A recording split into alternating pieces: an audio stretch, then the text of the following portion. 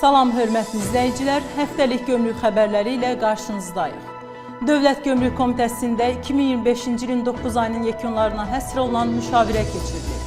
Müşavirədə cari ilin müvafiq dövründə gömrük orqanlarının fəaliyyəti ilə bağlı hesabat dinlənilir.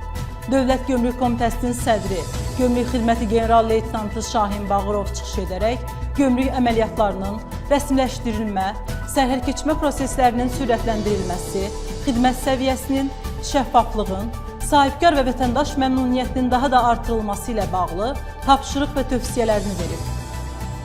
Dövlət Gömrük Komitəsinin sədri Şahin Bağırov, İran İslam Respublikasının ölkəmizdəki səfiri Moçtaba Dəmirçilu ilə görüşüb.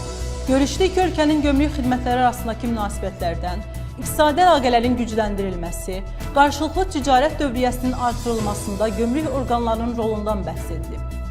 Zəka Gömrük əməkdaşlarının karyera yüksəliş müsabiqəsinin qalibləri ilə növbəti görüşlər keçirilib.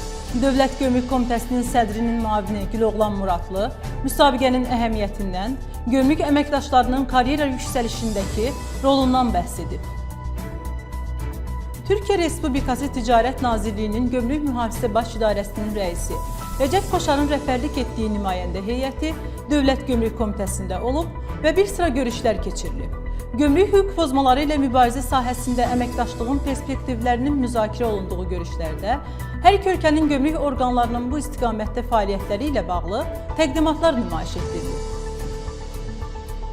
Bakı Baş Gömrük İdarəsində xarici ticarət iştirakçıları ilə növbəti görüş keçirilib. Görüşdə bəyannamələrin doldurulması zamanı qarşıya çıxan çətinliklərin aradan qaldırılması, rəqəmsal həllərin təkmilləşdirilməsi və digər mövzular ətrafında müzakirələr aparılır. Dövlət Gömrük Komitəsi tərəfindən həyata keçirilən tədbirlər nəticəsində 2025-ci ilin 9 ayı ərzində 72 fakt üzrə ümumilikdə 1 ton 3 kiloqram 375 qram narkotik vasitələr qanunsuz dövriyyədən çıxarılıb. Eyni zamanda aksiz, markasız və ya digər qanunsuz yollarla ölkəyə gətirilməsinə cəhd göstərilən 1098,21 litr spirtli içki, 39.948.449 ədəd xaricdə istehsal olunan siqaret, 7.491 ədəd elektron siqaret, 1.057.931 ədəd saxta aksiz markaları və məcburi nişanlar, 1360 litrdən çox energetik içki aşkar edilib. Həftəlik icmalımız bununla yekunlaşır. Diqqətiniz üçün təşəkkür edirik.